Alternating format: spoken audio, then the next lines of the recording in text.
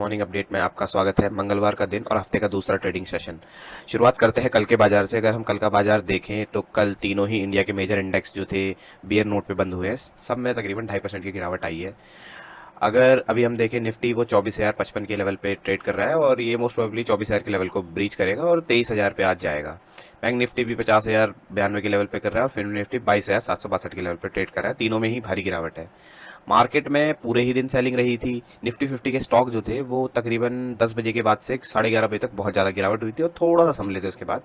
अगर हम सेक्टर की बात करें तो सारे ही सेक्टर डाउन थे, लेकिन मेटल जो सेक्टर था वो काफ़ी ज़्यादा गिरा है। सिर्फ 4 स्टॉक थे निफ्टी 50 में जो बड़े थे, सिर्फ 4 ही गेनर है इस कारण। और इसमें जो फॉल का कारण था वो जापान का इंडेक्स के कारण था, क्योंकि जापान में इंटरेस्ट रेट जो था वो हल्का सा बढ़ा है। इस वजह से लिक्विडिटी का क्रंच आया है यूएस मार्केट में भी। अभी यूरोपियन मार्केट और यूएस मार्केट दोनों ही डाउन है अभी। अगर आप देखेंगे अभी ट्रेंड देखें हम मार्केट में, ग्लोबल मार्केट में, तो आपको सब में ही बेयरिश ट्रेंड दिखाई देंगे। लगभग सारे ही इंटरनेशनल इंडेक्स जो है नेगेटिव में ट्रेड कर रहे हैं। डाउ फ्यूचर्स हल्का सा पॉजिटिव में है, बट ये भी थोड़ी देर बाद आपको नेगेटिव में जाता हुआ दिखाई देगा। एशियन बाजार की बात करें, यहाँ पे भी आपको बेयरिश ट्रेंड दिखाई देंगे। हालांकि कुछ बाजार अभी पॉजिटिव में ट्रेंड कर रहे हैं, बट लॉन्ग टर्म पर्सपेक्टिव देखें तो नेगेटिव में ही है। तो इस कारण हमारा बाजार आज नेगेटिव में ही ओपन होगा। स्टॉक्स की बात करें जिनको आज हमें रडार पे रखना है, जिनमें सबसे ज़्यादा हाईएस्ट ओपन इंटरेस्ट दिखाई दिया है, तो वो है GTL infra, idea, Zomato, yes bank और सुजलॉन। अगर खबरों की बात करें तो इंडिया की ऑटोमोबाइल सेल जो है वो तकरीबन 13% बढ़ी है और टू व्हीलर की सेल 17% बढ़ी है। वहीं अगर यूपीआई ट्रांजैक्शन की बात करें तो 36% ईयर ऑन ईयर बेसिस पे बढ़ी है। सीगॉल इंडिया का आईपीओ था, तकरीबन 13% सब्सक्राइब हुआ है। रिटेल सब्सक्रिप्शन 3% रहा है, 3.5%। ओला इलेक्ट्रिक का जो आईपीओ है 1% जो है सब्सक्राइब हुआ है, डे 2 है, और रिटेल सब्सक्रिप्शन तकरीबन 2.5% है। अब आज इसका लास्ट डे है, तो अगर आप इसमें इंटरेस्टेड हैं तो आप अप्लाई कर सकते हैं। एयरटेल की बात करें, इनका नेट प्रॉफिट तकरीबन 150% बढ़ा है और इनका एवरेज रेवेन्यू पर यूजर जो है तकरीबन 211, यानी 11 रुपए की बढ़त आई है पर यूजर रेवेन्यू में। जो इन्होंने प्राइस हाइक किया है उसका इम्पैक्ट आपको देखने को मिल रहा है।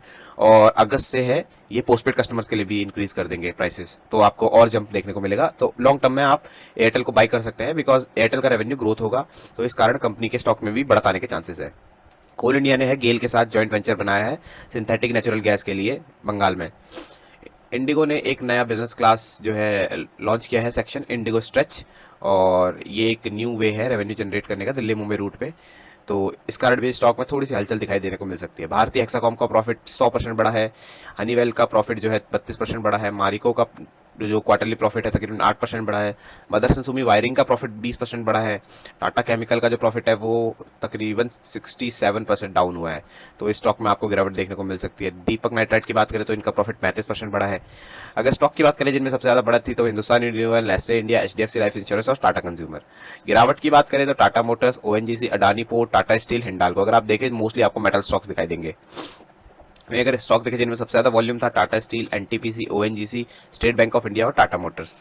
वहीं अगर हम इंडिया विक्स की बात करें, 42% का जंप। आप जंप देखिए, हाईली अनस्टेबल है और ये दिखाता है कि मार्केट में आज भी बड़े मूव्स आएंगे, तो आप इस चीज को ध्यान में रख के ट्रेड कीजिएगा।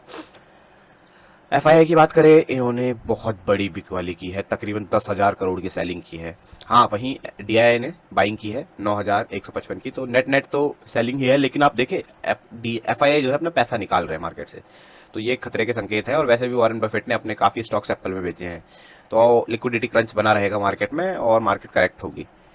आईपीओ की बात करें, ओला का आईपीओ आज ओपन है, फर्स्ट क्राई का आईपीओ आया है और यूनिकॉमर्स ई सॉल्यूशन का भी आईपीओ आया है, तो आप देख सकते हैं इनमें से। इनका हम एनालिसिस हमारे चैनल पे आपको मिलेगा। निफ्टी का ऑप्शन चेन डेटा की बात करें तो निफ्टी 24,055 पे बियर नोट के साथ बंद हुआ, काफी गिरावट देखने को मिली। अभी जो पहला रेजिस्टेंस है वो 24,305 का है और जो पहला सपोर्ट है वो 23,849 का है।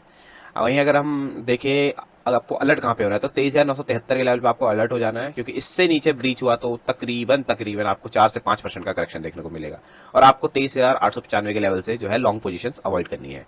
निफ्टी अभी भी थोड़ा हाईली ओवरबॉट जोन में है और आपको निफ्टी को सेल करना है। हाँ, वहीं बैंक निफ्टी की बात करें 50,092 के लेवल पे है, बियर नोट के साथ 2.5% की गिरावट देखी गई इसमें।